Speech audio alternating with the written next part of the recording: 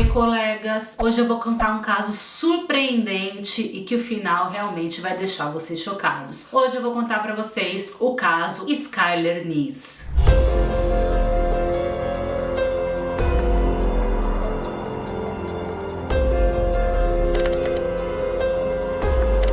Skyler Annette Neese nasceu no dia 10 de fevereiro de 1996. Ela era a única filha de Mary e Dave. Eles moravam no West Virginia, nos Estados Unidos. A Skyler, gente, ela era uma estudante exemplar, aquele tipo de estudante assim que todo mundo queria ser, sabe? Que tinha notas muito altas. Inclusive na escola, ela era considerada estudante modelo assim para os outros alunos, porque ela realmente amava estudar, ela amava ler, era um hobby para ela. Então a mãe dela sempre dava livros para ela, era uma coisa que ela adorava fazer na hora de lazer. Os pais eram muito apegados a Skyler porque ela era filha única, então eles estavam sempre com ela, tudo realmente girava em torno dela para os pais, né? Eles faziam tudo que a filha queria, era a única filha deles. A Skyler, ela estava na escola ainda e ela sonhava em fazer direito criminal. E ela tinha duas melhores amigas, a Rachel e a Sheila. Skyler e Sheila eram amigas desde os 8 anos de idade, então desde a infância elas eram melhores amigas. Gente, elas eram inseparáveis mesmo, assim, elas só faziam as coisas juntas, onde uma ia, a outra ia. Inclusive a Sheila vivia na casa da Skyler, a Skyler vivia na casa da Sheila. Melhores amigas mesmo, uma dormia na casa da outra, as famílias se conheciam, elas realmente eram muito próximas. A Sheila também era filha única e nasceu no dia 28 de setembro de 1995. O pai da Sheila acabou sofrendo um acidente, né, que impossibilitou eles de trabalhar. Então isso fez a família passar por muitas dificuldades e fez os pais da Sheila se separarem. A Sheila parecia ser uma menina muito feliz, muito divertida, né? Os pais da Skyler falam que ela estava sempre fazendo piada, sempre sorrindo mesmo, e que a Skyler era aquela amiga que dava conselhos pra Sheila, que sempre aconselhava ela, que sempre estava ali por ela em todos os momentos, nos bons e maus momentos. A Skyler era como se fosse a razão e a Sheila era doidinha, divertida, que adorava se divertir, mas era uma menina extremamente feliz. E a família da Skyler tratava a Sheila como filha mesmo, sabe? Eles consideravam elas a irmã, a outra filha que eles não tiveram, né? Porque eles só tiveram a Skyler. Então eles tratavam como filha de verdade, as duas eram inseparáveis. No ensino médio, a Sheila e a Skyler conheceram a Rachel. A Rachel era uma aspirante atriz, ela gostava dessas coisas de cantar, de atuar, ela era extremamente talentosa, inclusive. A Rachel nasceu no dia 10 de junho de 1996. E assim como as amigas, ela também era filha única, então elas tinham isso em comum, né? Elas não tinham irmãos, elas eram bem sozinhas, então as três meio que se uniram, assim, grudaram e se tornaram irmãs inseparáveis mesmo. E os pais da Rachel também eram divorciados, assim como os pais da Sheila. A Rachel e a família da Rachel era bastante religiosa, assim, eles eram bem conservadores. Eles frequentavam a igreja da cidade, então a família da Rachel era bem conservadora com ela, assim, não deixava ela fazer nada, né? Era toda aquela coisa regradinha. O que era bem diferente da educação da Sheila, por exemplo, porque a Sheila podia fazer o que ela queria, né? Os pais não estavam nem aí, ela se divertia, ela era ela, né? Brincava, fazia o que ela queria. Já a Rachel não podia ser assim porque os pais não permitiam, né? Então eles controlavam muito a vida dela. Então a Rachel, quando ela conheceu a Sheila, ela amou isso nela, sabe? Era um exemplo pra ela do que ela queria ser, porque ela queria ter essa liberdade de fazer o que ela queria, de poder ser ela mesma, de se divertir, que os pais não deixavam. Então a Rachel olhava pra Sheila como uma inspiração mesmo, aquela vida que ela sonhava em ter. E como a Sheila era um exemplo mesmo ali pra Rachel, ela queria ser, né, igual a Sheila, e a Sheila era muito amiga da Skyler, logo as três se uniram muito, gente, e aí elas se tornaram um trio mesmo inseparável de amigas, né? Antes era só a Sheila e a Skyler, e agora, né, junto com a Rachel, elas viraram esse trio de amigas inseparáveis. E elas eram bem populares na escola, assim, todo mundo conhecia elas, e elas não faziam nada sozinhas, gente. Onde tava uma, tava as outras duas, eram realmente um trio que não se desgrudava. E a Skyler, ela era muito responsável, mas, né, com a companhia das amigas, aquela coisa, ela começou a fazer algumas coisas escondidas dos pais, como beber e fumar maconha. Só que com o tempo, gente, a Sheila e a Rachel ficaram mais grudadas ainda, e meio que elas começaram a deixar a Skyler de lado, assim, as duas começaram realmente a ser muito